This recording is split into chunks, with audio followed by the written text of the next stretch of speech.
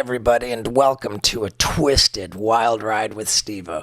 I gotta tell you, Dee Snider of Twisted Sister fame is one of my favorite guests of all time. This guy's been wildly rich, and then totally broke, and then wildly rich again. And he is such an amazing character. I mean, the personality on this guy is unbelievable. And you know what else is unbelievable? My bucket list special. Available everywhere in the world on November 14th. I'm so excited about it. It is the gnarliest thing I've ever done. And you can get your tickets for the digital worldwide premiere right now at steveo.com. That's a big deal. I mean, wow, is it messed up. And, dude, this one is just a classic waiting to happen. So let's get into it. We will not waste your time here. No time being wasted. Are you kidding? This is I love it. This is like a long time coming. Are we? Dude. I feel like it is. Are we going rolling here? Okay, here we. Yeah. Okay, here we go. We'll get this started. People of the universe, I bring to you Dee Snider. At long last. Long last. I've seen the Twisted Sister T-shirts. The Twisted that Sister you're wearing. T-shirt. I love it. I appreciate that. And that play you give us. We did. What was the karaoke show? The Killer Karaoke. Killer Karaoke. I was the voiceover. I did the voice. Oh, that's right. Yeah, it was your show. And here, so I've been doing voiceover for 30-something years, all kinds of stuff. But I got a game show, Killer Karaoke, and the reviews are off the chain. They're saying it's the greatest game show in the history of game shows. And I'm going, finally, a payday. I'm going to be the Bob Eubanks or whatever of Killer Karaoke. And he goes full PETA the next year. He doesn't want to scare the tarantulas. And I'm like, what? That was my shot, man. I had a shot. That is so hilariously so funny. good and true. And they brought Mark McGrath, and Mark. I have no problem with Mark, but it just didn't have the Steve-O magic. Every action has a ripple effect. That is just too much. I forgot all about that. There was another time too when How do you walk away from a hit show? Only Steve-O. Only Steve-O. I am not man enough. I would have stayed forever. There was a time you reached out on Twitter about something or other. I can't remember. We had a little interaction on Twitter. I do remember. Yes. I don't remember what it was. Right. But I remember. But I think I was reacting to your T-shirt because you've been fairly open. And you guys, the Jackass guys, I mean, oh, dude, you made Kids Are Back like our second most downloaded song. I mean, after you used it for the opening. And it wasn't just like a taste. It was like the whole opening of that. I thought was that the fourth one? It was the third one. Jackass 3D. Jackass 3D. So that made up for all the money yes. that you lost in Killer Karaoke. The kids are back. Yeah. He made it right. Yeah, I wrote all the songs, so so that was good. That was good. Fantastic. I get it, PETA, whatever you got to do, whatever you got to do.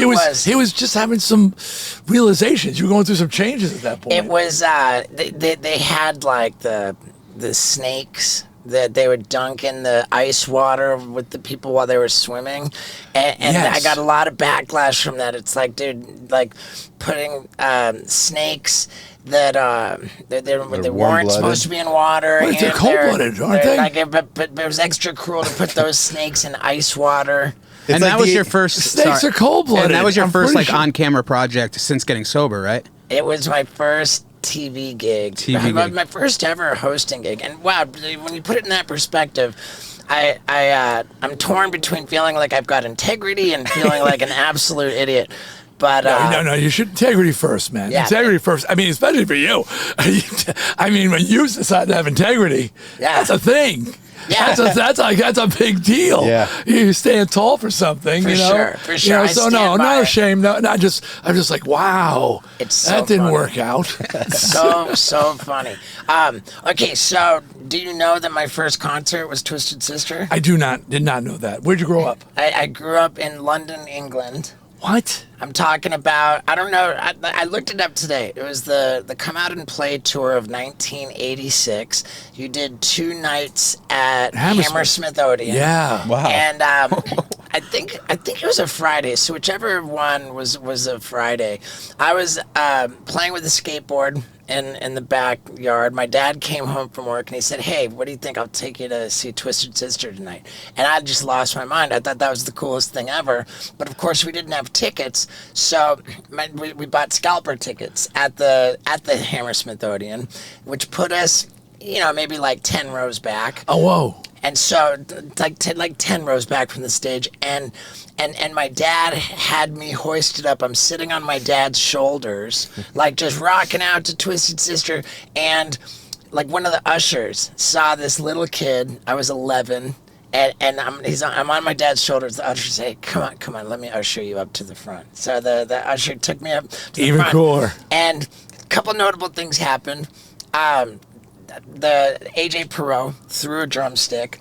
My dad caught half of it. This other guy next to him caught the other half. And I've never seen my dad more physically intimidating ever. Like that drumstick was going to be mine. And my dad just muscled it, and I had this, and it said AJ Perot on the drumstick. Yeah. And at one point during the concert, I reached up, you reached out, you slapped me a high five from the stage. For sure. I see a 11-year-old kid on his father's shoulders. I'm like, because I'm already a dad at that point. So my kid is already 4 years old, 5 years old. So I'm totally getting like this young dad with his kid bringing him to a show. So that was deliberate. It was not an accident. That high five, that slap of the hands was just really, I want you to know that was really special, man. That's awesome. Changed the course of his life. It was. I mean, it You know was. still Biff have Naked? Biff Naked, Canadian singer. I don't still have rock the singer. music, and I curse myself. Her for that. name Biff Naked, and she said I spit on her in Canada on concert and it changed her life. So I said I never really spit on purpose. I wasn't like that punk thing. I thought I just like let it go and just hit her. And she said I'm baptized by Dee Snider's saliva. My life has been changed. Wow. Yeah. Now- So you got the good one, the hand slap.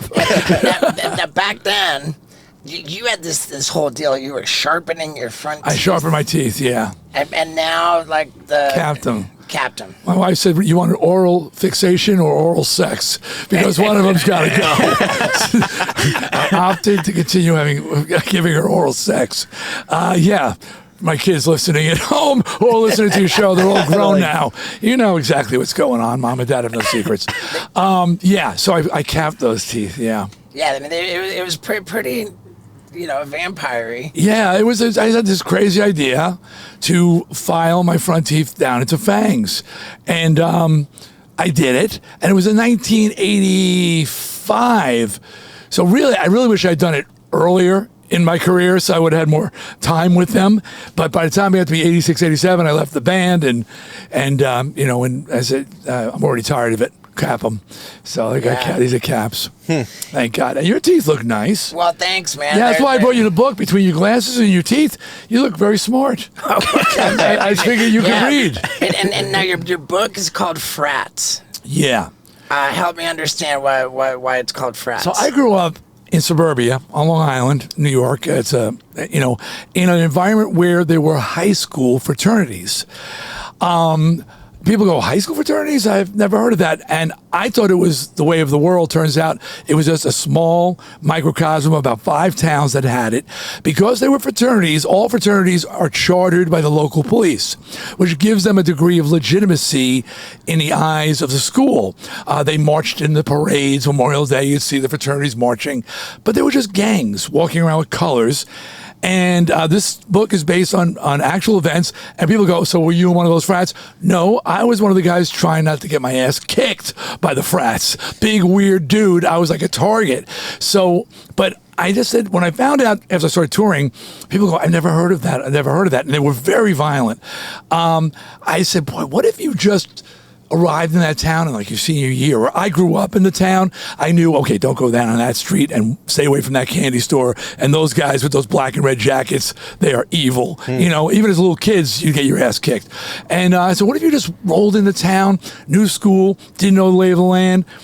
And Bobby, my Bobby Kovacs, he sees somebody who's being picked on and tries to help him out for his day of school, and just crosses the wrong people, and his life spirals wildly out of control.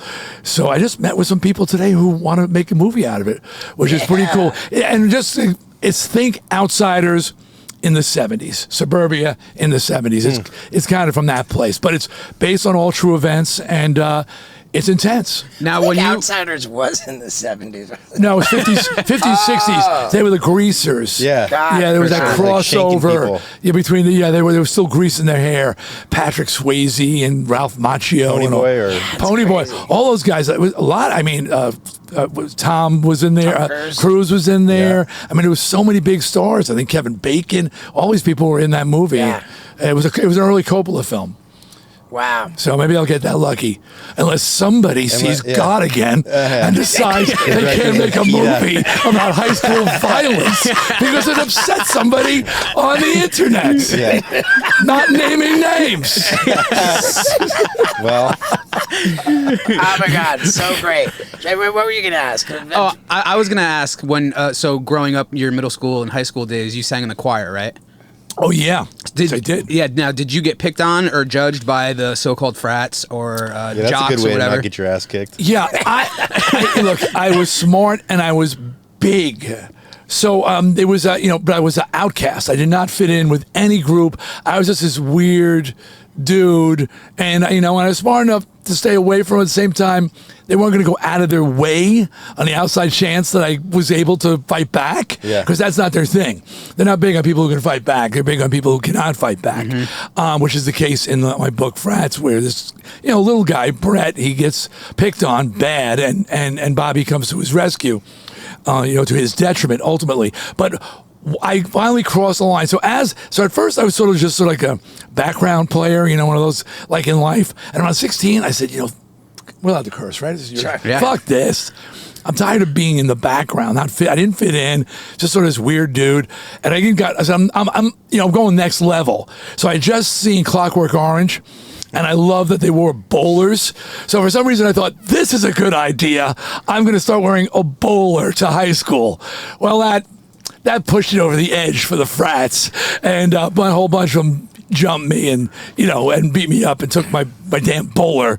And then fucker was walking around wearing it forever. But yeah, so I was just... I was a nerd, man. I was just, comic books, but into rock and roll. And that was a weird thing, is like when I got into became in the band. And there's one Easter egg in that. It's not about me, even though it's set in the high school where I grew up. It's set in the year I grew up, in the town I grew up. There's only one nod. At the prom, this band Dusk, D-U-S-K, is playing, and they were the band in high school in 73 that played all the dances. And Bobby says in the book, yeah, the singer went on to become pretty famous. I was the lead singer in Dusk, and that's the only appearance I make in the book. You got bowler. We're just reminding people what a bowler is by bringing up images on screen. Yeah. As the bowler to the left, yes, to the left, the round top, not the top hat, which is the sort of the straight up stovepipe one, straight up bowler right there. What I'm trying to figure out is why my guy Isaac, off camera up in the front, didn't bring up pictures of your filed front teeth. I know you could see them when I went to Washington to testify. Yeah. They were filed. Dee Snider definitely looked smooth and sharp with his fangs, but not as sharp as the German-engineered razors from Harry's, and not as smooth as I look after I use my German-engineered razors from Harry's. It's the best shaving products, man, hands down. No gimmicks, no stupid, overpriced anything, just quality shaving products, and that is what I've been using for years, and I'm never going back, and Harry's is ready to hook you up with a killer deal because they've got this starter kit, which comes with the weighted ergonomic handle, the 5-blade razor, the travel cover, which protects the razors, and the foaming shave gel. It's just a killer setup, everything you need, a $13 value, but they're giving it to you for only $3. This is a deal that you need to jump on, and to do that, you go to harrys.com/Stevo. It's the way to shave, man. It's the only way I'll ever shave is with Harry's. So one more time, to get this killer deal, go to harrys.com/Stevo and consider the subscription plan to save time and money. Now, let's get back to it. So you can see that when I'm testifying, and that, yeah, there was to the left. That one, I believe that one right there's got him. Matter of fact, yeah. I mean, The words Getty Images are over them, but that's Yeah. that's right there. You know, I wanted to say, too, that... Yeah, the top right should have him as well. Come Out and Play album. Let's see. Zoom in. Yeah, you can see him right there. I'm just... Jesus. Yeah. I'm just releasing, I believe, like, as this comes out, my third comedy special, which I taped in London, England, and I told my manager, I said, I've got this crazy idea. I want to tape it at Hammersmith Odeon, where I went to see my first concert, and it was Twisted Sister.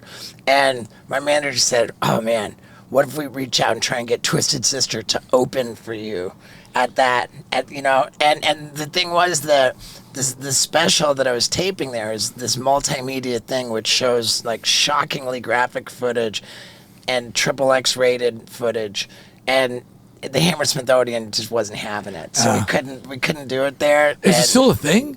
Hammersmith Odeon? They've changed the name of it. Oh, they did, but it's Changed still a the name venue? of it, still a venue. How long were you living in England? I was born in England, grew up in 5 different countries, lived in England from... Army the age brat of- or something? Yeah, corporate brat. Corporate brat. Okay. 9 years old to 12 years old, and then I went to Canada for a year and a half, came back 13 years through 18 years old. Wow. Yeah. So do you view it, do you have English citizenship? I do, because I was born there. And my mom was born in Canada, so I have Canadian citizenship. And my dad was born in America, so... Oh, so you're over there he was doing the corporate thing? Yeah. And lo and behold, they have a little Yep. baby boy. I'm a triple national. Wow. Yeah, and I do identify, you know, I mean, I'm not going to say I identify as British, but I'm profoundly grateful for the upbringing that I had in England. It just gave me a lot more freedom than kids Those have are in very America. formative years. Yeah. Why do you not? And I appreciate that you don't have an English accent, because some people just go for a visit and come back and they're like, hello, mate. Like, wait, you were there a month. Cheers. Oh, I don't know how it happened. I'm just hanging out with those Brits, you know. Yeah, You know? I attended the American school in London, England. Oh, okay. So all of my teachers and fellow students were mostly American speaking. My family was as well. Okay, so you didn't pick it up. I was a skateboarder, you know, for most of the time. Yeah. So Now, Twisted Sister's popularity kind of started in Britain, correct? Yeah. Yeah, well, we were regionally insanely popular in the Northeast. And I say insanely because we were together about 10 years. And we were a phenomenon. We would play to 1,000 to 4,000 people a night, 5 nights a week. wasn't that when you were doing cover songs, though? Yes, covers Yeah. and slipping in originals here and there. And every now and then we do like a theater show, all originals. But we were making bank. The bands, like the really big bands there. I was talking to Brett Michaels of Poison, because they had gone out to the West Coast and it was a pay-to-play thing, you know. And we were making thousands a night because we could bring in thousands of people every night. So when I was writing my memoirs, Shut Up and Give Me the Mic, and they're out there somewhere available. We were at 1977, 78. I was in my early 20s. I was making $1,000 cash a week. I went online. I did a little, you know, what is that worth today? $350,000 a year. So you had 20-some guys rolling around the club scene, driving Mercedes, not just in other bands, driving Vets, buying houses, drugs. They were acting like they were real rock stars, playing cover songs And bars. and bars, and you had groupies, you had everything. But Twisted, after we started making that money, we realized this is a velvet noose. This is the kind of thing you think, because we had We had to have security. It was crazy how popular we were regionally without an album out. We gave a free show, but that shouldn't undermine it. They were doing a weekly free show at an amusement park, getting 300 to 500 people. They did one with Twisted. 23,000 people showed up. And Kiss was playing to Have a House at the Garden that night. So I don't even know what we would have done if Kiss wasn't taking some of the extras. But we just had this immense popularity, but we couldn't get signed. So to your point, eventually after being rejected by every American label like 5 times, and that's not an exaggeration, we went to England and got an independent deal. And we broke out of England. And I remember coming back to the States and kids going, "Where's your accent? You know, I thought you were English," because they first heard about us in Kerrang! Magazine, and they bought the import of Under the Blade on Secret Records, which came out of England. So yeah, that was the breakout. But I just want to add that Hendrix broke out of England, Joan Jett broke out of England, Stray Cats broke out of England. A lot of bands have had to resort to going there because it's such a small, relatively small country, but such a force. If you can make a noise there, the rest of the world pays attention, you know? That Yeah, makes a lot because of you'll set a sense. trend over there. Yeah. Yeah. Like So the hair and you had shit. a British record label, Yeah. but then in the States, you had your own record label? Initially, we put out our own singles. Twisted, was it Twisted Sister Records? I think so. TS Records. Put a couple of singles, sold 5,000-10,000. Still couldn't impress the record companies. Played the Palladium in New York City, 3,500 people. Sold it out in like 2 hours. Unsigned band. Couldn't impress the record companies. They were more interested in going down to CBGBs, and nothing against those bands. Great bands there. But they see a band with 30 people in the house and sign them while we're playing to 3,000 on Long Island over the bridge. And that was like, oh yeah, it's suburbia. It was discredited, in a way. It wasn't like legit like New York City was. And we would never play New York City because the clubs were holes and they couldn't fit our crowd. We had so many people coming in to see us. So, ultimately, we went to Secret Records, released, and that company folded. Like the minute the album came out, they went tits up. And we barely made it through a couple of strokes of luck, which are unusual for Twisted Sister. And we got on Atlantic Records, and then we went from there. Did you guys have a big payday, or I guess the bigger question is, how did you guys get a cameo in Pee Wee Herman? You remember them in the end of Pee Wee Herman? Yeah. That's where I was like, who the fuck? Was there a big payday, or how did you get into Pee Wee Herman? I think you're saying we paid. To be on Pee Wee Herman. Oh, no. I remember that scene. I was at MTV New Year's party. Pee Wee, older listeners, if there are any, hello, is this thing on? Well, Pee Wee was like a comedian. He was on the circuit sure. and had a comedy special called Pee Wee's Playhouse, which became the TV show. But the original one, he was just this like eccentric, college crowd, and I loved Pee Wee. He was like Groundlings guy. Yeah.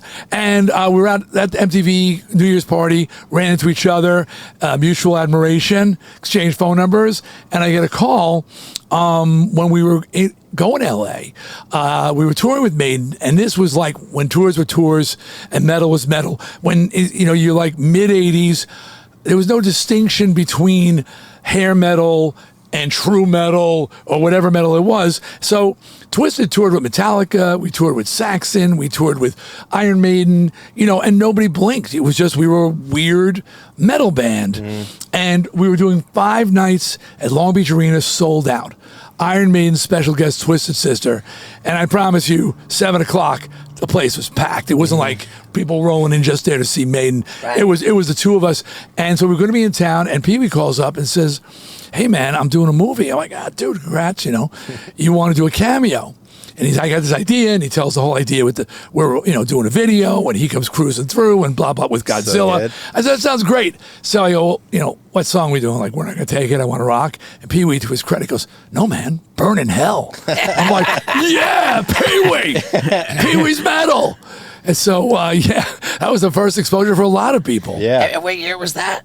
1985. So was that you were playing Long Beach on the Iron Maiden Live After Death album? Yeah, the one they recorded there on the Five Nights. Yeah, that was the Power Slave tour. Yep, Power Slaves. Yeah. Wow. Yeah, Eddie on a Stick.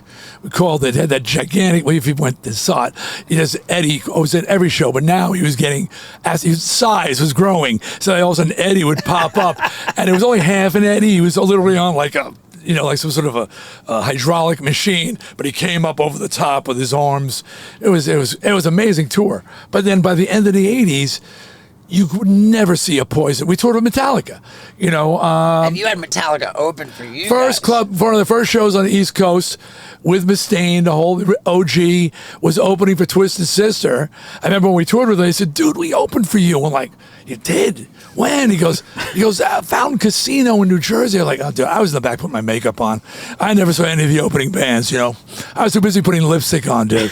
Yeah, but that was one of their first shows. And throughout all of this like crazy 80s heyday and everybody's just on drugs and everything, you were never like, did you never drink or do drugs? Just ever? Never drank, never did drugs. Started having a glass of wine with dinner about 15 years ago, me and my wife, but neither of us did.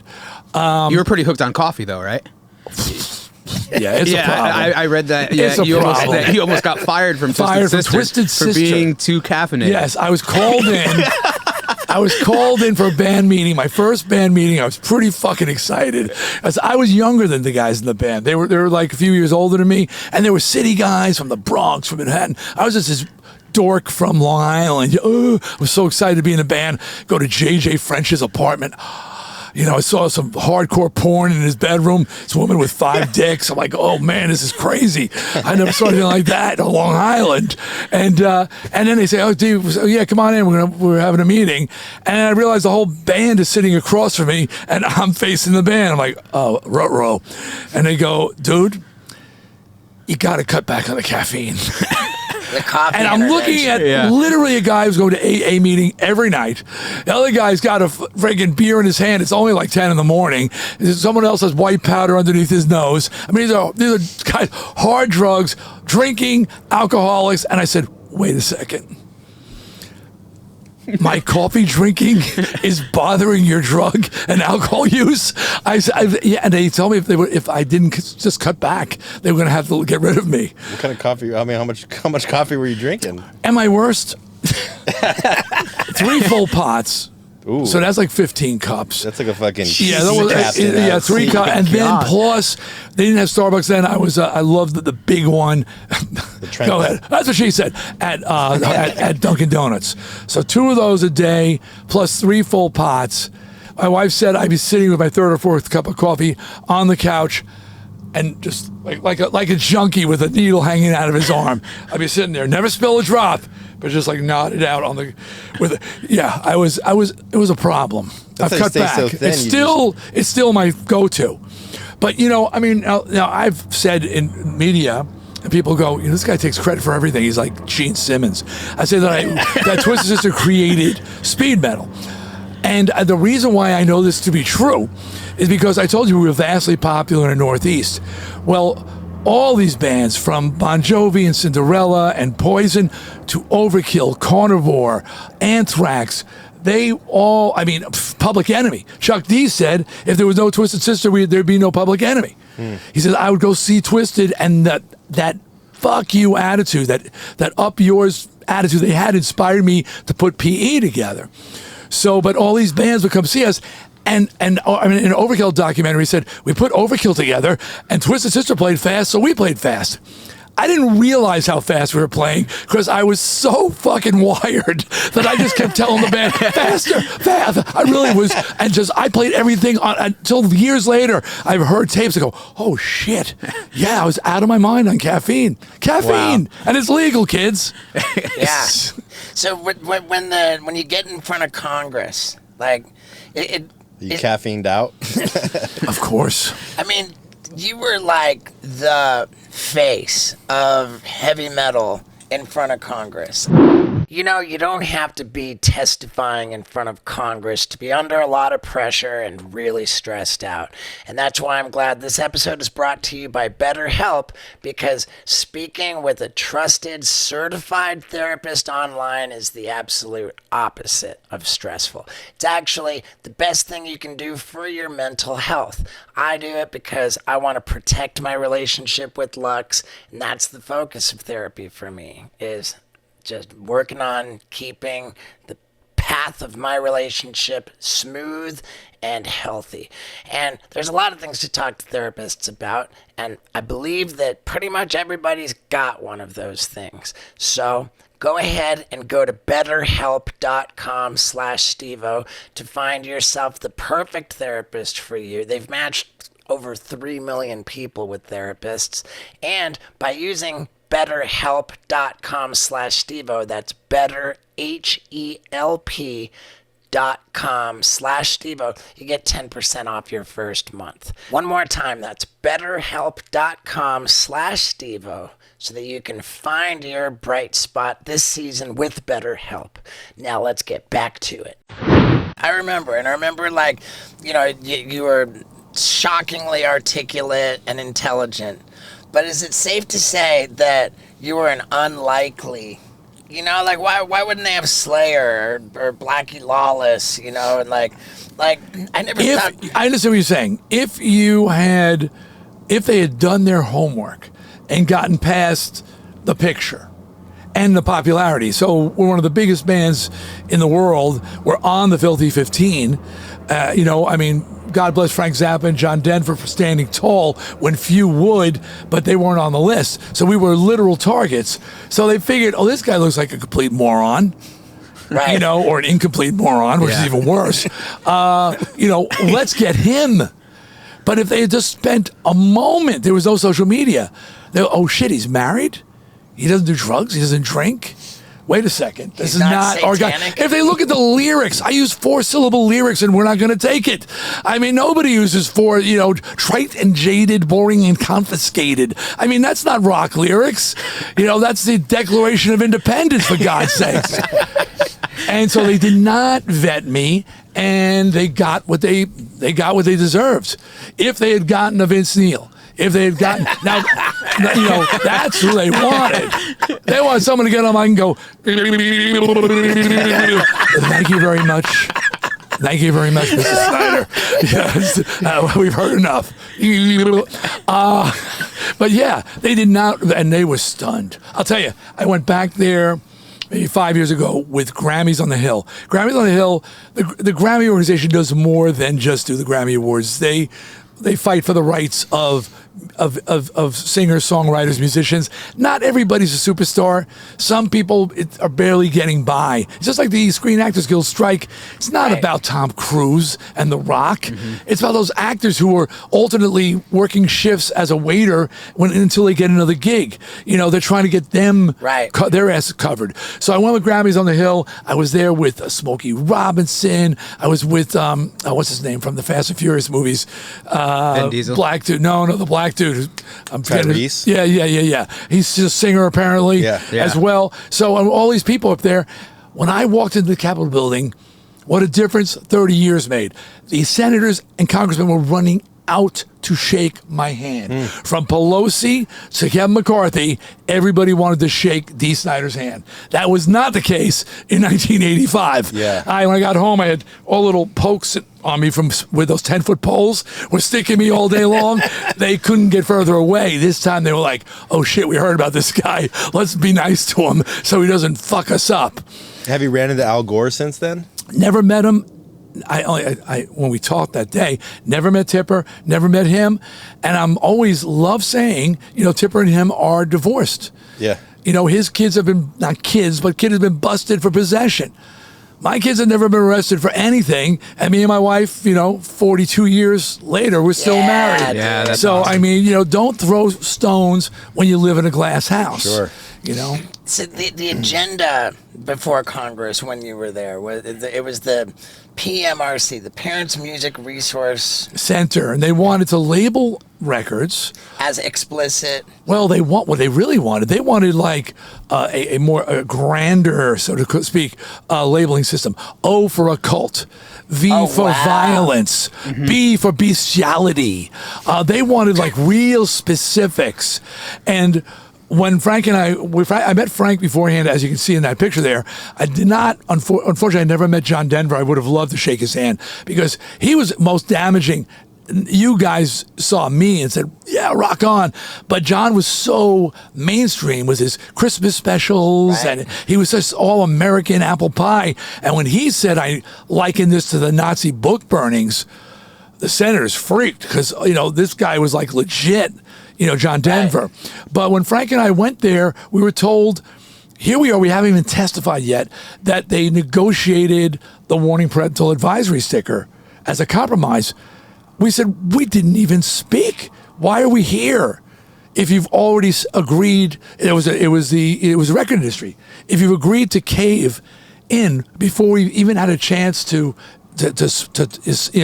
fight back, what's the purpose? So, both of us were very frustrated that no matter what we did, no matter what we said, the sticker was a done deal. And you were fighting against any kind of a sticker. Yeah, and look at my concern. So, see, I've become this spokesperson for censorship, and I get a lot of shit because there are people there. I was just it was TMZ, and now it's on social media. About the political using your song. Yeah, and they fire off a shitload of questions. And one of the things I talked about was I get asked a lot, like, what's your biggest concern about censorship today? I said that people don't understand what the First Amendment really means.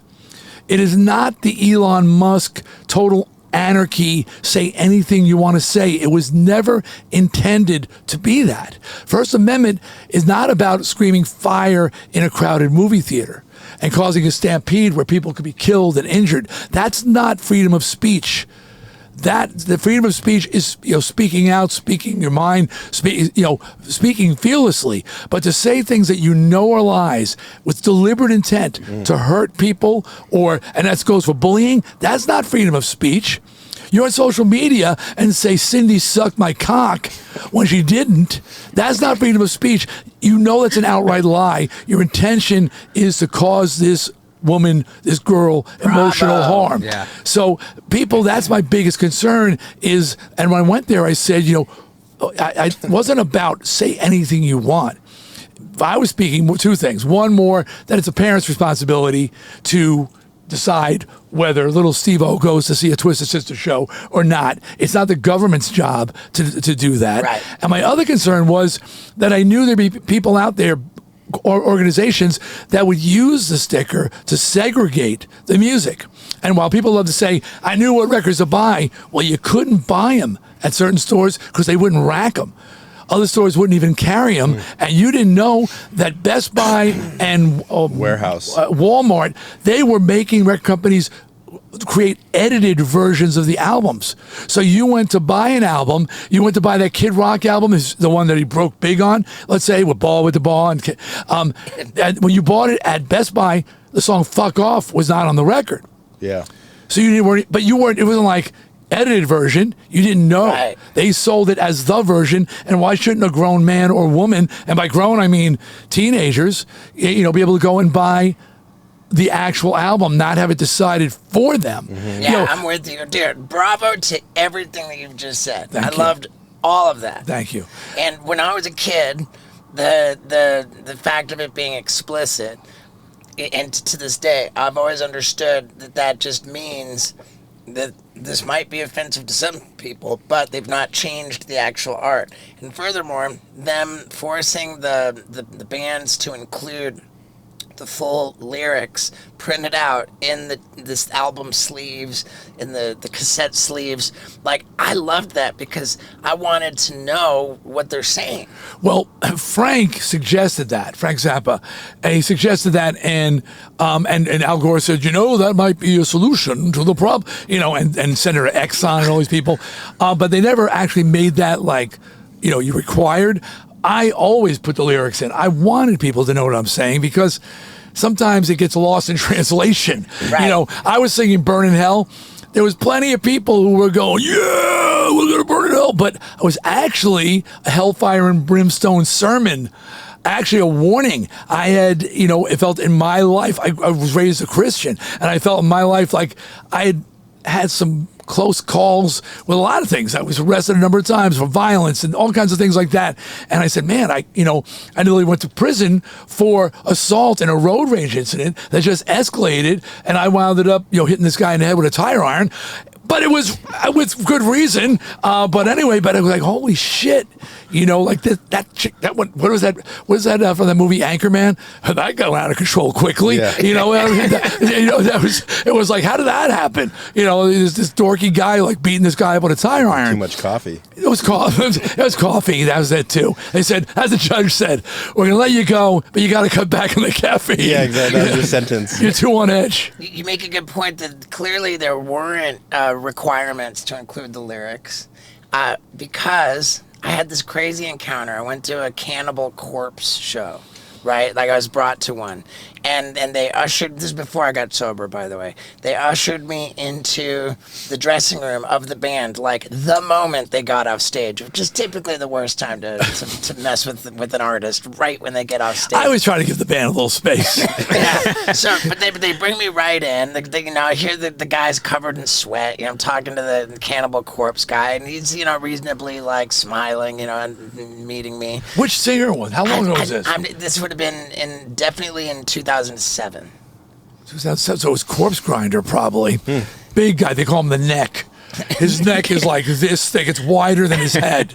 Yeah. The neck. So I say to him, I go, man, I really, really want to love you guys, man, but I can't understand a goddamn word you say, and it makes me feel excluded. The Neck. I want to know what's so... See the neck? You're saying that to this guy after a show, the lead singer of Cannibal Corpses. I was like, I want to know what's so evil about what you're saying. Well, I can't understand. I feel excluded. And Corpse Grinder and I did a duet on my last solo album, which was pretty cool. He couldn't believe because he's a fan, he couldn't believe that a classic rock metal guy was acknowledging that what they do has value, but of course I do, and people. He was stunned, but in honesty, I was doing radio. I've been doing radio for over 30 years, and I had a metal show, and I got the first Cannibal Corpse record. It had the lyrics on it, and it was all about fucking a nun in the ass with a knife, and I was like, I'm out. It wasn't a fantasy thing like Iron Maiden. It was straight like talking about doing it. But I wouldn't say they didn't have the right to record those songs.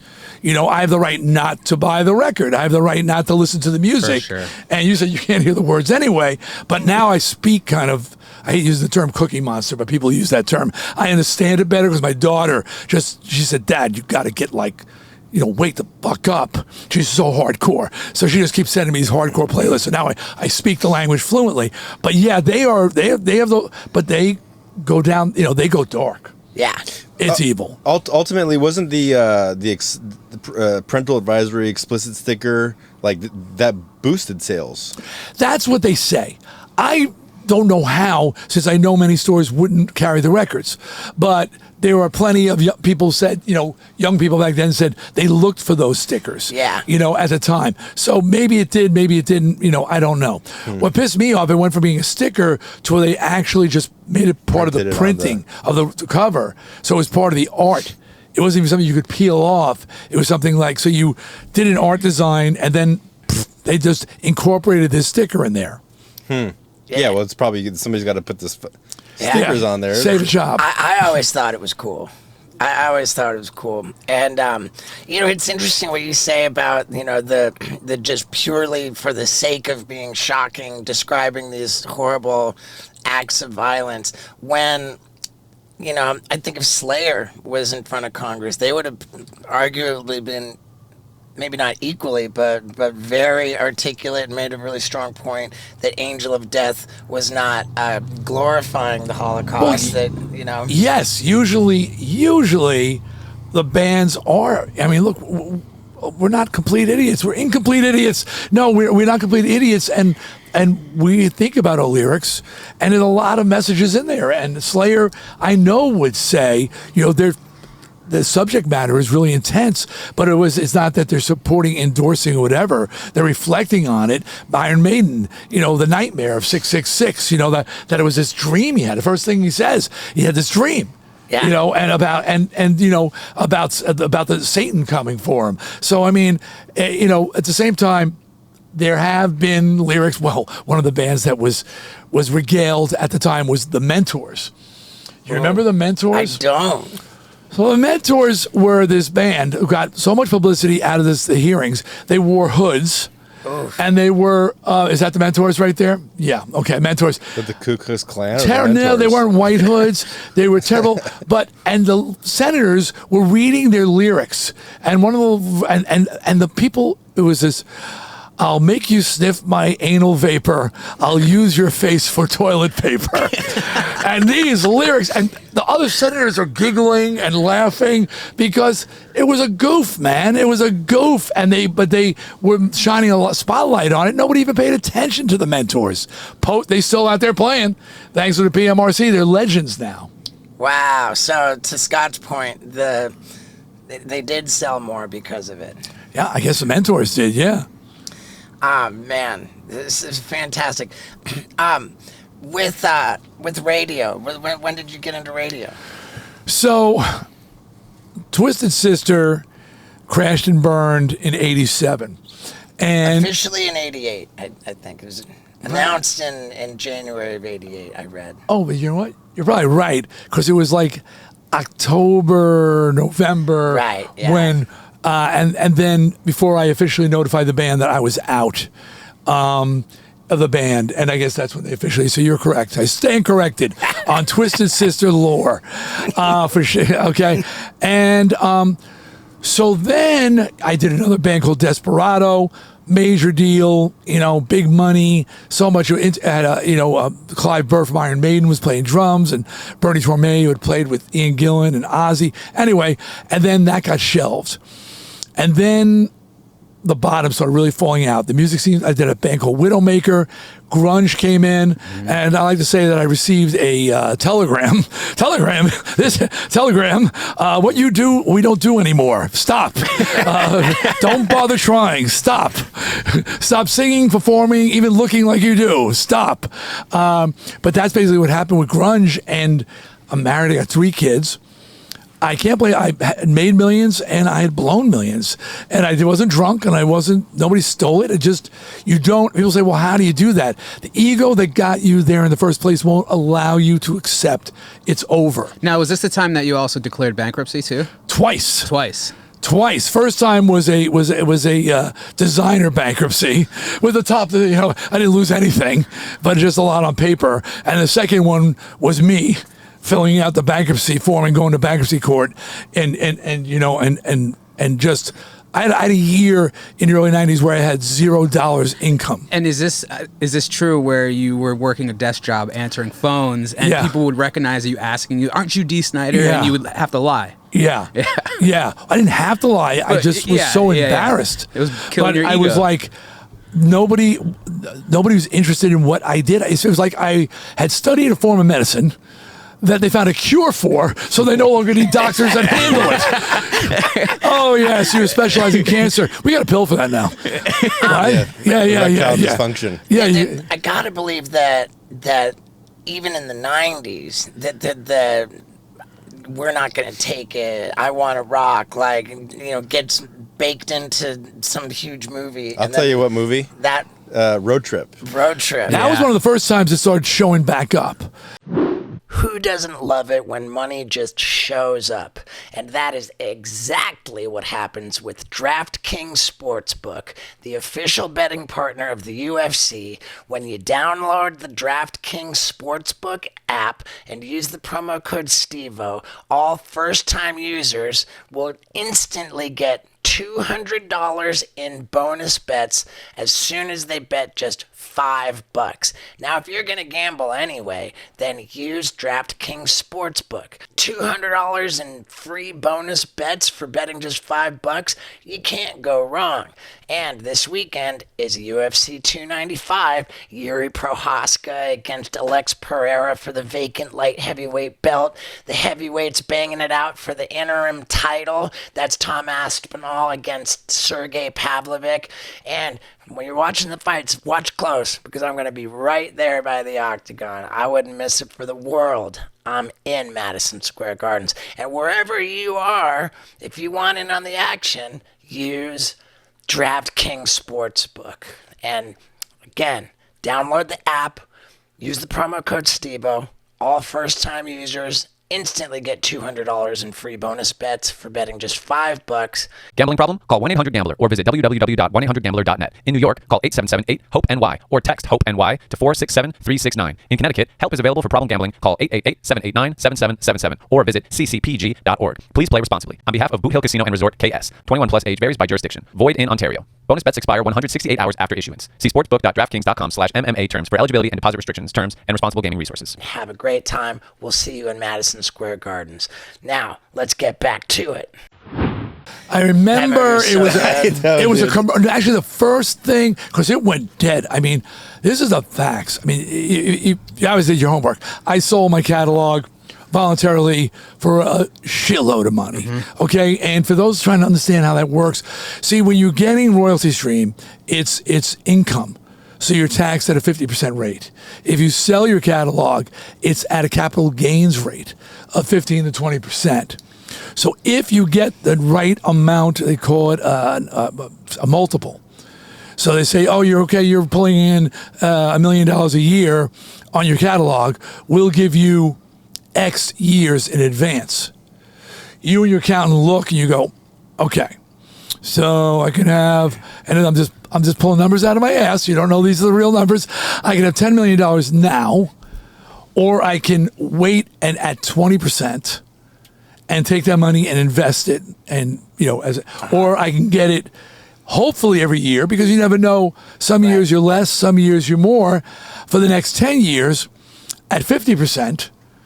So I'm only getting $500,000 instead of getting $800,000. You found eight. You found I know you were told there'd be no math. It's down, and you sit there, you go, okay, this is the point, and you see so many people. This is where I sell, and I do that.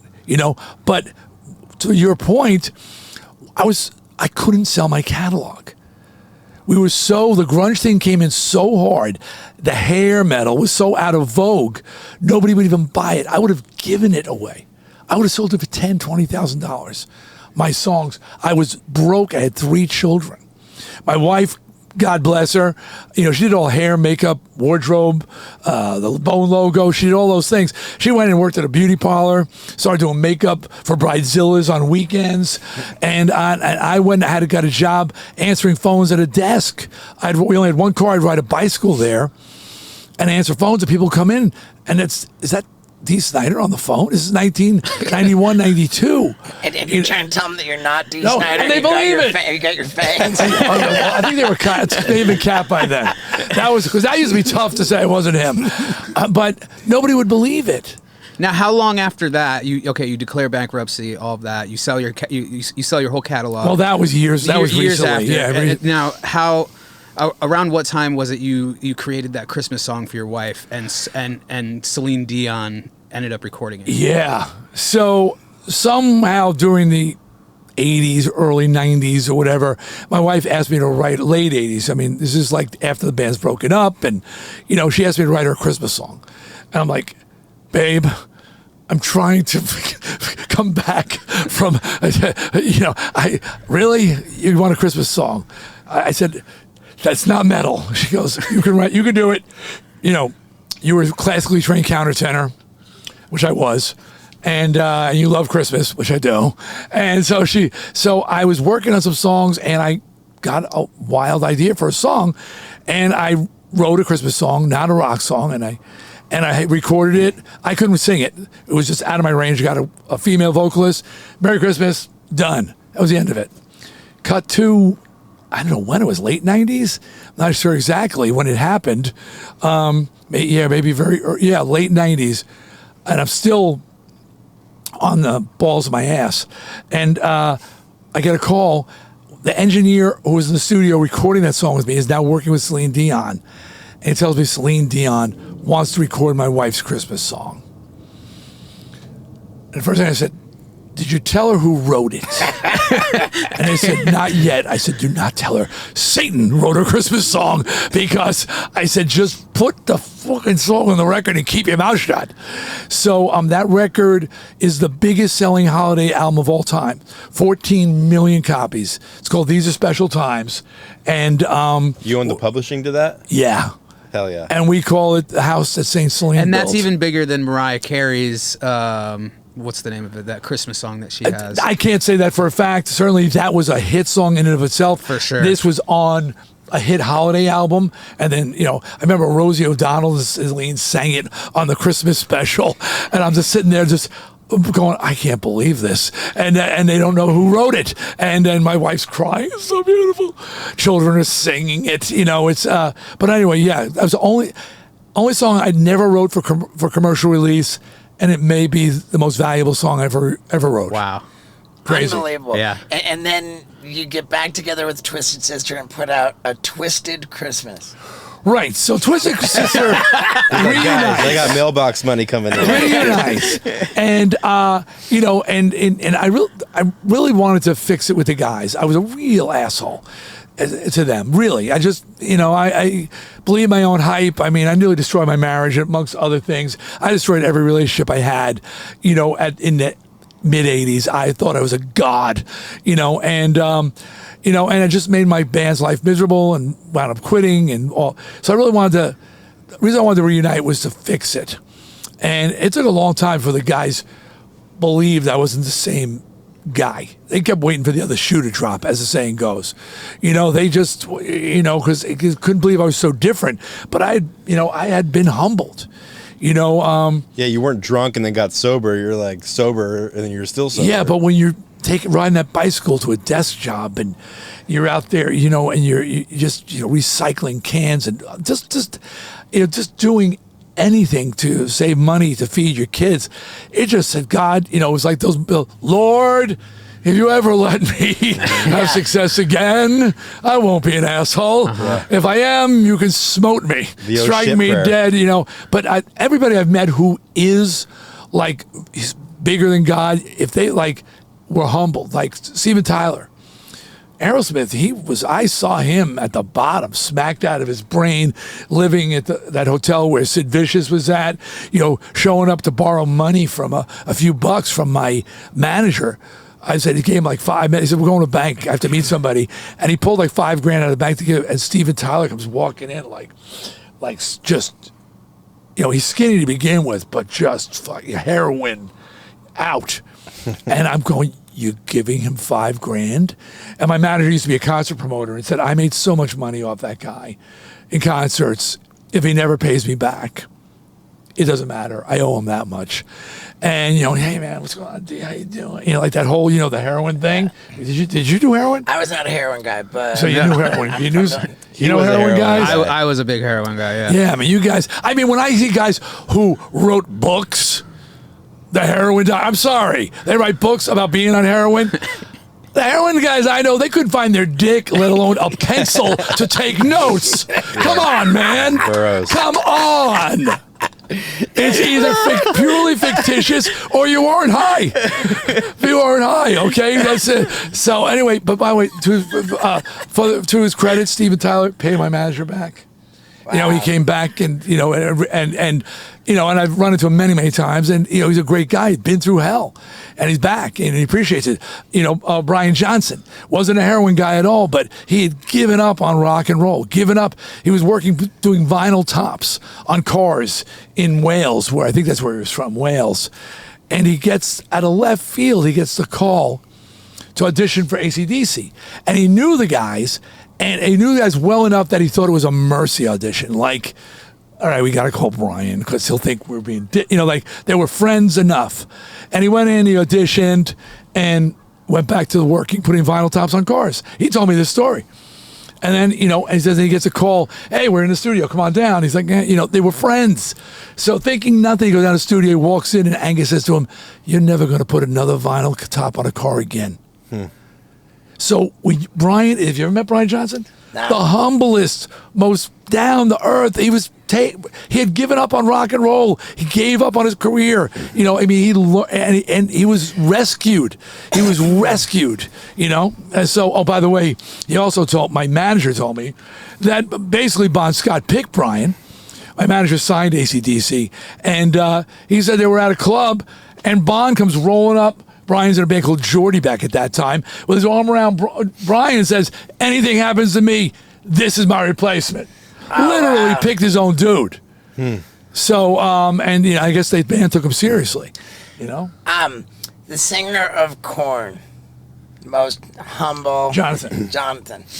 Most humble, best dude ever. You had him on the show, right? Yeah. Yeah. I wonder, he was like embalming bodies or whatever. Like he had a life before rock and roll. But. Yeah. It was a tough one too, judging by the lyrics of some of those songs. I remember that first album. Daddy, it was Daddy not to touch him or beat him or whatever. Yeah. I remember I was doing a metal show at that time. Going, holy crap, this is way too personal. I think that I think what I'm getting at, and I totally relate. I think anybody who becomes any kind of a celebrity is gonna have growing pains. You just can't hand somebody that much resource, that much power and prestige without them. Well, man, everybody starts yesing you to death. Yeah. That's the big thing. Everything you say is like gold. Your shit, it's gold. And just yes, Steve, yes, and my wife was the only one who kept Brooklyn mob princess. She was she didn't change her. She would always say no to me, and that's when we nearly broke up because I was at a point in my life and nobody says no to Dee Snider. I do whatever the fuck I want, and I'm sure you went there, had a moment there as well.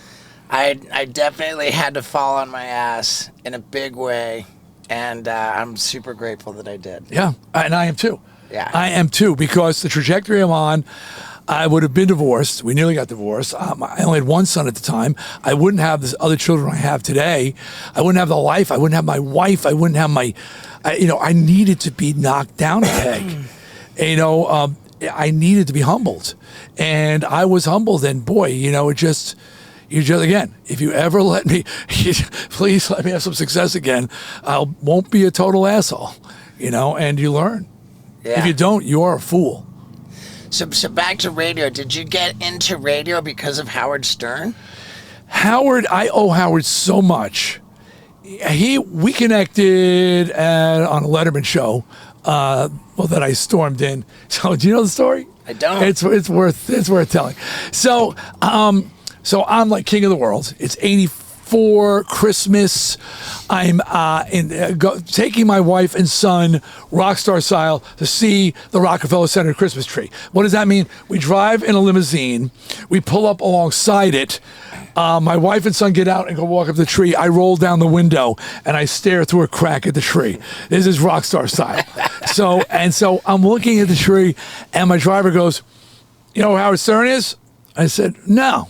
This is 84. He's doing afternoons on K-Rock, I think. Just came back to here. He goes, "I was DJ." I said, "Yeah." He goes, "He was talking about how ugly you are today." I said, "Really?" He says, "Yeah, he's going to be on the Letterman tonight." And I look, and we were parked in front of 30 Rock, where Letterman was filmed. Mm-hmm. I said, "What time is it?" He says, "It's 5 o'clock." That's when they film the show. So I said, all right. Let's go give Howard Stern a little taste of reality. So now this is pre 9/11. I just walk in the front door and security said, "D," I'm D, hair out to here, and and I just go straight up and everybody's, "Hey D, what's going on?" I said, "Where's Howard Stern?" They go, "Oh, he's in the dressing room." I kick open the fucking door and he's in there with Fred, Jackie, Robin, and him. The biggest dork I ever saw. I mean, little clear glasses, a little afro. Somebody outside. Oh, we gotta stop? Yeah, it's in the window.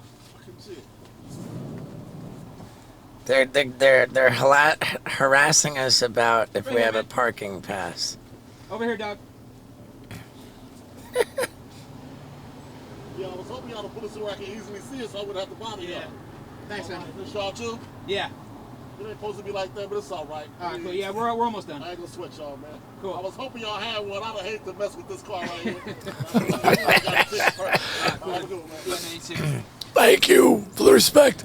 Okay, so he's the dorkiest guy. So, yeah, dorkiest guy, corduroy pants on. And I kicked the door open, and I was like, you. And he sees, like, in the afternoon, he's talking about me on the radio, and I am in there like the Zuni fighting man. If anybody remembers that Karen Black and Trilogy of Terror, I charge in, platform shoes up to here, come charging. I was slamming against the wall. I'm going to fucking kill you. It's like, Wah! And then I just started laughing because I was only fucking around. I don't give a shit. You know, what you say about me, just, you know, don't pronounce my name right, you know? And I saw, he goes, you're not mad? I said, no, I'm not fucking mad. I was just down looking at the tree with my wife. Figured I'd fuck with you. So, we started talking, and we grew up in the town next to each other, both married, both had a kid, same age. We lived in the North, and so we exchanged numbers, and we become friends.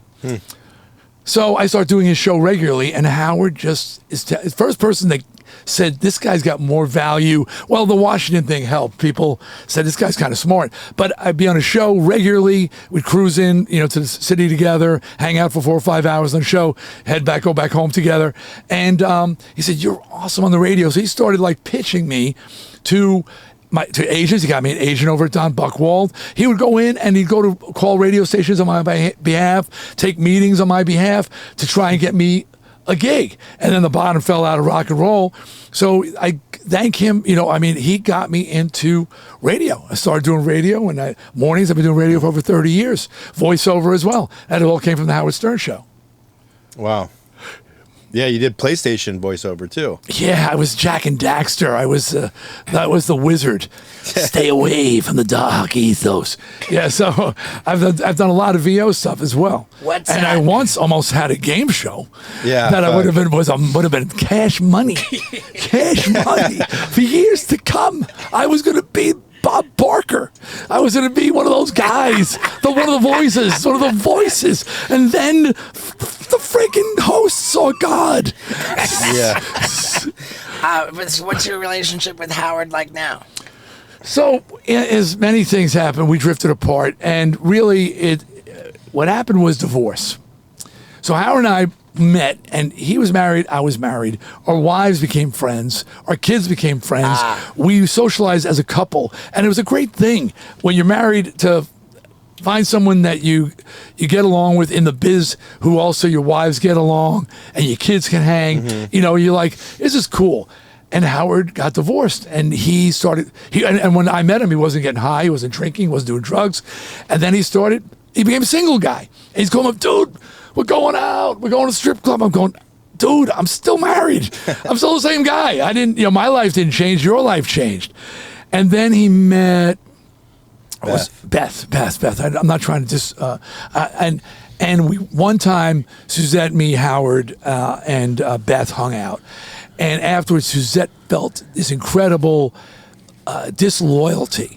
And if anybody's ever been friends with couples and a divorce happens, you always lose somebody in a divorce. Yeah. You got to choose sides. You got to choose sides. Very tough to remain with both. And Suzette just said, I just felt guilty. He said she was nice. Beth was nice enough. Nothing. There was anything wrong with Beth. Yeah. She says, but I'm friends with Allison. It's like I'm cheating on her. So, Howard's life went one way and mine went another. But the truth is, he continued on his trajectory. And, he just became this thing. My life, I moved to suburbia and raised my family. Yeah, I was recognizable and stuff, but I learned how to just sort of fit in. I didn't want to not fit in. I didn't want to not be able to go to my kids' baseball games or football games. I wanted to, and I learned how to just like, yeah, how you doing? Shake hands, sign an autograph, say, I'll see you next week when I come back to the next game, and I'm happier as that guy. as my son once said, famous enough to get special treatment wherever we go, not so famous that we can't go anywhere. Oh, wow, that's so well put. I said, yeah, that's a good place to be. That's so well put, and I feel pretty grateful to be about at that level. You know, You're pretty well known. I get pretty special treatment, but can you go out and you hang? I mean, I don't have paparazzi chasing me around or any nonsense like that. Occasionally at the airport. I mean, I get through the airport. I mean, I might get stopped to take photos. You know. Yeah, I learned. Now, do you do anything to? I don't want to like expose you. You understand what I mean by that. I learned that I was creating half of the cage I lived in, the bubble. So I'm walking around with my hair scraping the walls, 6-inch platform shoes, Jack is a twisted sister. I had this black bodyguard driving around limousines. Why are they looking at me? Everybody's staring at me. I'm like they're like hiding. And I said, I'm bringing the circus. Of course, people are looking at the circus. So then I started just put on a baseball hat and just a pair of sneakers, take off the damn Twisted Sister jacket, and I travel on my own. And I go out with my family, and people say, "Hey, you're Dee Snider. How you doing, man? Nice to meet you. I'm with the fam. Oh, cool. No one ever gives me, everybody they respect you, and you just go through life with a simple hello and a handshake. One thing I don't do is the photos, because that starts to become a chain, especially if you're in a crowded area. Yeah. Chain reaction. When you get to the end, they don't even know who you are. Yeah. They're just getting something. I saw everybody else was online, so So I learned that if you start, but I always say hello. I always, talk to them for a second. But yeah, I learned how to function, and I'm much, much happier being a functioning human being than being hiding all the time. Right. And you had to get to a point where, you were a thing, man. Well, thanks, man. And they expect you to be nuts. I sure try my ass off to be a thing. Okay, how is that for a thing? Okay, so Billy Joel once said to me, part of the problem is they meet you, they know everything about you, you know nothing about them. He says there's this imbalance. It's not anybody's fault. It just is. So, and you're kind of in this thing like, hey, you're Steve-O. Yeah, how you doing? Nice to meet you, And then there's this sort of pregnant pause while they're waiting for you to be Dee Snider, waiting for you to be Steve-O. They know you for a thing, and it's an imbalance. So that's a tough thing to get people to. Do you feel like you went through a thing where people expected you to act out and you did? It's not that so much, but I think what you're describing is what has made meet and greets like kind of like uncomfortable on some level, like the idea of somebody like paying a dollar amount to have this experience where they meet you and get their photo with you. You want it. If you're going to do it, you want to give them a great experience that they feel is worth it, but at the same time there's just no way, because it's just inherently... You can't live up to that. It's inherently awkward and odd, and that's why I look at all of the Comic-Con kind of like, I just came back from New York Comic-Con. Appearances is probably the only thing I do now. I don't perform anymore. Occasionally I'll get up to an all-star thing. But, and the people, it's weird. I always keep the guy with the cash register far away from me, because I'm so uncomfortable with the idea that people are paying and no one's, well, they are saying they have to. You're being paid to appear. So I like those ones better. Like when I do Autorama. Have you ever got Autorama? If you ever get them, they're great. They pay you to appear, and then you just sign autographs for free. Yeah, okay. Which is cool, because they're the ones, they're using you, the event's using you to bring people in to their events, so they should be paying you, not the fans. But yeah, it is awkward. It's an awkward thing. Small talk to 200 people gets a little tough. Small talk, yeah. Yeah, and everyone, you're on. You got to be on during that moment. You want to give them a moment. So I always talk to them. I'm always, and making, making the faces and acting out, and not insanely. Fortunately, people have learned, well, he's reasonably intelligent, but still, you want them to have a moment with you, especially when they're paying money for it. And it's like by the end of it, you're like, a whole day or 3 days is exhausting. People go, really? It's exhausting. Yeah. We want you to have a moment. So we're really that's not how we act at home. I'm pointing Steve-O. When I get home, I'm pretty much just veg on the couch. You know, I'm not like making faces to my wife. It's the last thing she wants is me going, ah. She's like, oh, please, seriously, shut the fuck up. You know, I don't want to hear you. You know what I think? No, I don't want to know what you think. I don't know what you think. I've heard what you think for the last 47 years. Tell them what you think. Okay. I want to know what's going on with that car you drove up. The rat rod. Yeah. I always wanted a rat rod. And I love hot rods. I love muscle cars. And I saw this. I'm a motorhead, but I'm not a wrench. You know, I was the guy who tried to work on the cars, but my friends would come over and they're waiting for me to finish on my car, and they're standing there going, dude, give us the wrench. We gotta go. And they were like, okay. And they would finish, you know, adjusting the carburetor or doing the brakes. So I never really got good at wrenching. But I love rat rods because the spirit of a rat rod. I mean, I think you know, if people who don't know, it's kind of, they're hot rods and rat rods. Rat rods is, what do we got in the garage? Let's make a car out of it. You know, we got a motor and we got some rims and we got a body. Okay, we need a steering wheel. We'll fabricate that. And what are we going to use for the frame? We'll use these shock absorbers. And it's just this amalgam of pieces, and hopefully you put them together and it just looks cool and crazy. And I found this online and I was like, God, I'm living out right on the PCH. I live just off the PCH in LA now, right along. I had a beautiful drive here. I overshot, by the way. I thought you were down the road. We saw you. Yeah, I saw you go by. I flew by. I go, wait a minute. I came to my GPS. I couldn't follow in the car. And, you know, and I said, this is California.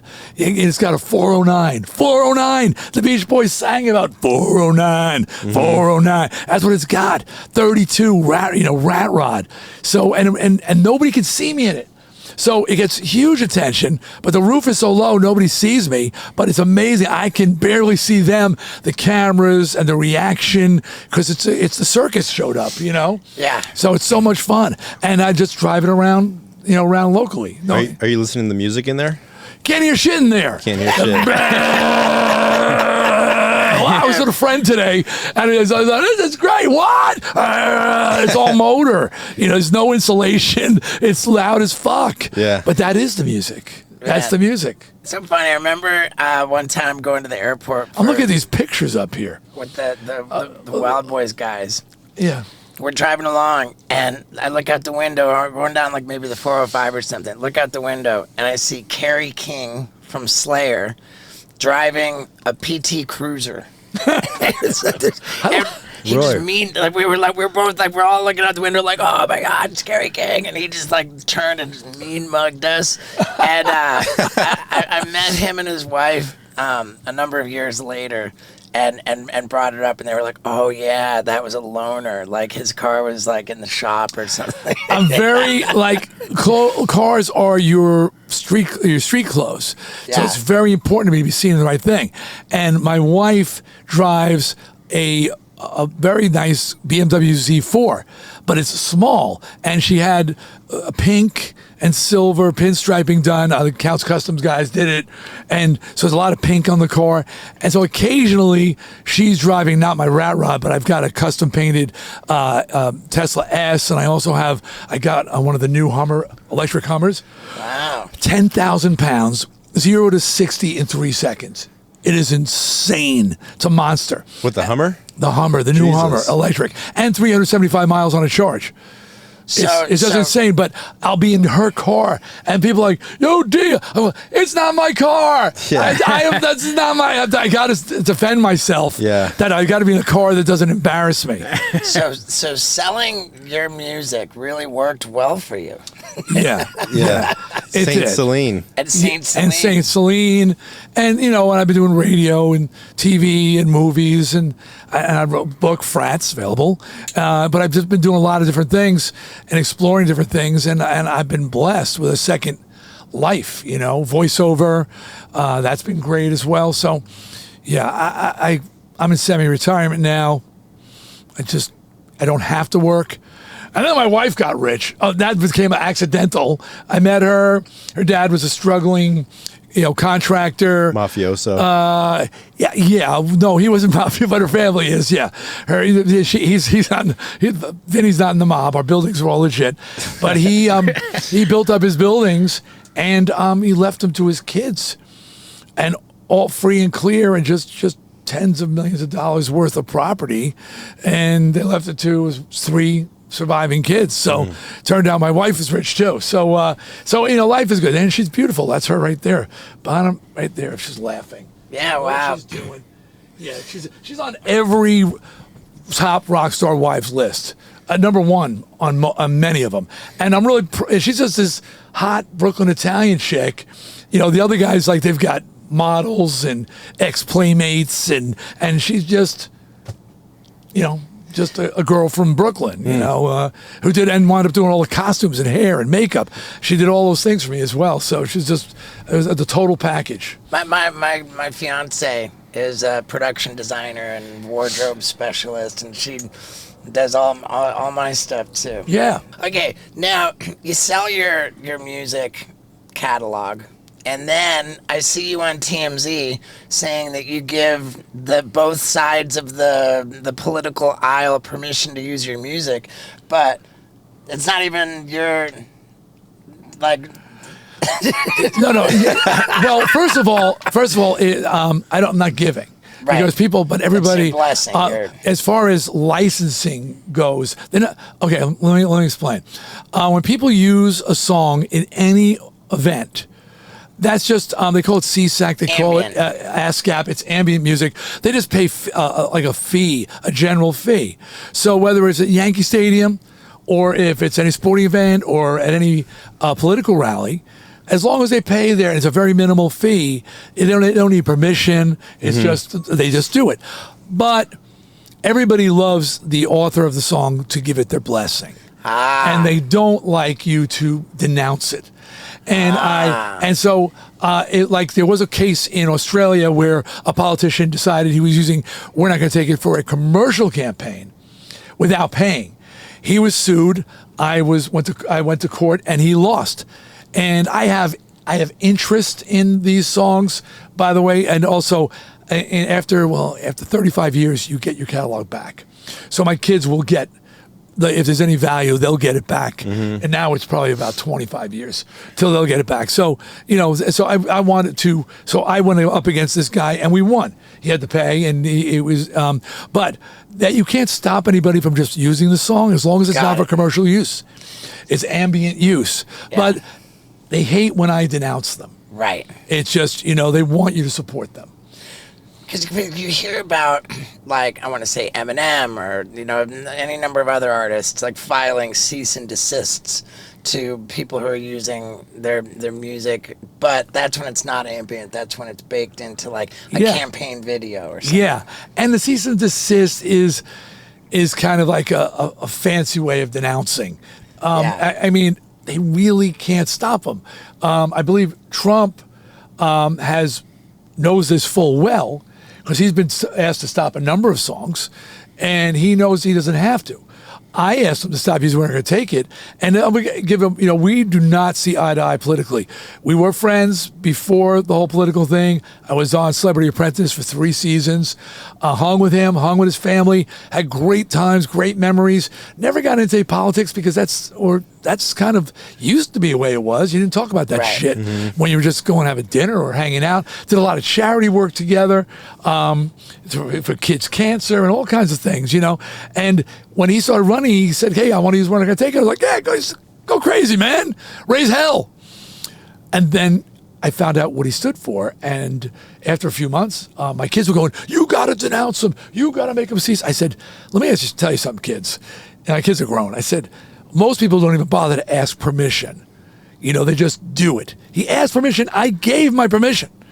I said, if I'm going to stop him, I'm going to give him the respect that he showed me.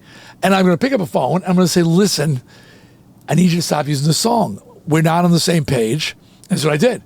We're not on the same page, and we don't see eye to eye. And he's, to his credit, he said, "Okay, stop using it that night. Never use it again." And he knows he could use it, but that was and I called him back. I said, "Hey, are we cool?" And he said, "D, we've done so much charity work together, and we had many things." He goes, "Of course we're cool." You know, and but yeah, I'm anti-Trump. What he stands for, I actually don't believe that I believe he's a salesman and he's looking for someone to buy his product, and the people he found who bought his product were people I don't agree with, and he takes the position that he agrees with them. But I knew him before. Howard Stern talks about this at length. Yeah, he never showed any evidence of being an evangelical, being against women's right to choose, he's a New York guy. It was never showed any of those things. I'm just telling you, people, and those people out there screaming, I went political here. I'm just saying, there was never any evidence of these things. And I firmly believe it's like, hey, look, I'm selling Trump as a product. These people are the ones who are buying it. You know, I used to have a saying, on radio, you say, you like me, I like you. That used to be my saying. It was that simple. You know, you don't like me, we got a problem. You know, but you know, and that's kind of like Bob Dylan. Like Robert Zimmerman's his name. Like he created this character to sell music, the product, to hippies, and he started blowing up. But he wasn't really. Is that real? I've watched a few documentaries on him. I never got that impression. Oh, really? That it was a fake thing. But he's got a sort of it's interesting to watch about him because he's sort of had a transition where he disappeared for a while and came back from the crossroads. You know, and and he had figured out how to plug into the Zeitgeist. I think we can say pretty safely that to date, still, Trump's not really showing any signs of being very evangelical. Yeah, I'm not buying it. I'm not buying it. Like I said, and it's just and the fact that there are people who are supporters of his who are anti-Semites, and his daughter is a convert. She's Jewish. His son-in-law is Jewish. I know he's not anti-Semitic. I know he's not racist. I've been on the shows with him, and we've done so many things, and but he's affiliating with a lot of people who are pretty extreme in that regard, and but that's to sell his product. That's how I view it. Yeah. That's how I view it, and I can't stand with him as long as he's going to stand with those people. I respect that, man, and I appreciate the clarity too, that it's just your endorsement that you're withholding. Yeah, people and people out there, they think we have this control, which we don't. Even if we have the catalog, if they're just using it, playing at events or something like that, there's nothing you can do about it. Right, it's crazy. We watch UFC fights all the time, and it blows me away the music that these fighters are allowed to pick to walk out to. They can walk out to just about anything. And I asked Dana White, the president, I was just like, man, like, what do you guys pay for music? He's like, oh, we don't pay shit. It's ambient. They don't pay shit. Yeah. I remember, one of the first, Twisted's in the toilet, metal, hair metal in the toilet, early 90s. I'm on the balls of my ass. And one of the first people to pick up on the song, and this is, I'm thinking 92, is the New York Yankees. The New York Yankees, they are at the bottom of they're George Steinbrenner. They are just as low as you can be. And they start playing We're Not Gonna Take It. George Steinbrenner heard the song and starts playing it every game. And they invite me down to a game, and it's the first time that somebody used the song. You know what I mean? And so they're playing it every game. At the end of every game, you hear it on TV. It's on TV. I'm hearing it on TV. So I said, hey, I call the performing rights. I said, how'd you get extra money? Go, we'll send you a form, fill it out, explain your special circumstances, and we do give more money. Great. So it was like pages. I fill out all these documents. I have my evidence, recording, $372. $372? Yeah. I said, I just did all that work for $372. Wow. Special dispensation, $372. So yeah, they play them at these events and you get nothing. But what about the movie Road Trip, where they really cranked See a spike in your bank account on that one? Well, that was, okay. All right, boys, get ready. So now, licensing becomes a thing. I remember the first license that we got, was for like a cold medicine or something. So and it was like six figures. I'm like, holy crap. Oh, I'm broke and I'm the songwriter. I'm like, this is like game changing now. You know what I mean? So now we start getting offers and the music's coming back into vogue, and you get like a road trip. Awesome. Young, hip movie. I remember going to the theater, that moment in the song comes, rock, I Want to Rock comes on, and they're just banging, you're going, wow, this is awesome, never imagined it. So you're praying for these things. I get a call from my manager. He's like, we've got a licensing offer, major. I said, awesome. How much? He said, it's like $300,000. I'm like, wow. Got 2 kids in college now. I'm like, yes, I'm the sole songwriter. Oh my God, I have not sold my catalog at this point. I go, what is it for? He says, it's for a women's premenopausal medication. I'm getting douche chills right now. I'm going, I remember it. I'm like, oh, dude, come on. A woman's premenopausal medication. This is my legacy, man. He goes, D, it's 300 G's. I'm like, what does it do? He goes, well, helps with hot flashes, thinning hair, stops vaginal dryness. Wait a second. Did you say it stops vaginal dryness? This is the truth. He goes, yes. I go, well, then I'm doing God's work. I mean, who isn't against vaginal dryness? Everybody is against vaginal dryness. Yeah, of course. I endorse it. Give me the money. I love it. No one wants a dry vag. That's amazing. That's good. Oh my God. That was the conversation. I swear that was a conversation. What does it do?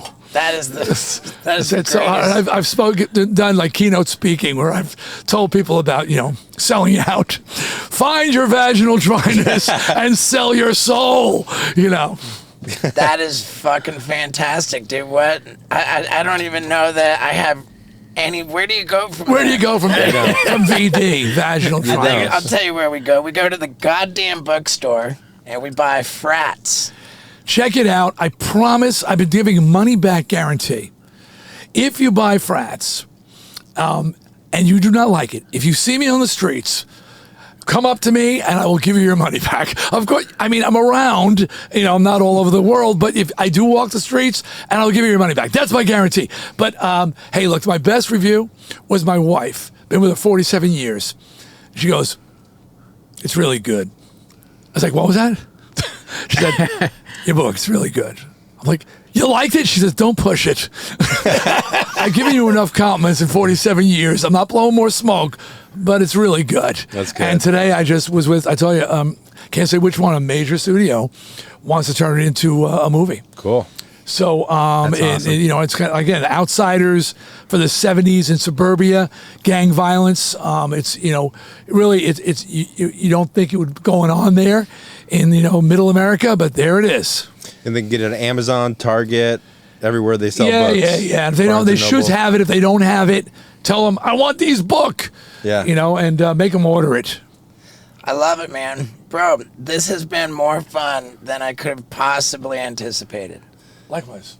Hell Actually, yeah. I anticipate it'd be fun. Yeah. So your thing is you're fun. Yeah. But that's to see all that pressure now. You got to be fun. I mean, dude, I loved it. I love you. Thanks, man. Thank you for everything, bro. And thank you for all the love you've shown me and my band over the years. Even when it wasn't cool to show it, you were there. So thank you. And the Jackass guys. For sure. Yeah. Nice to meet you. Hey, pleasure, man. All right. There you have it, folks. I stand by my words that I enjoyed that more than I've enjoyed an episode in some time. I just respect the guy. I actually shot him a text 2 days later saying, hey, this is just an appreciation text because I just want you to know that that your words of accountability and humility just meant a lot. That's the stuff integrity is made of. And he got right back to me. He said, oh, that's very kind of you. Thank you. And, I mean every word of it, dude. I really, really like that guy. And, I really, really like you, too. And I want my street team people to know that it's only going to work the promo code Street Team for the Bucket List special, like when it's still in pre-order. Once it goes live, I think we're canning the the whole discount promo code thing. So jump on that promo code. It's 20% off the bucket list special, and be there for the actual moment premiere.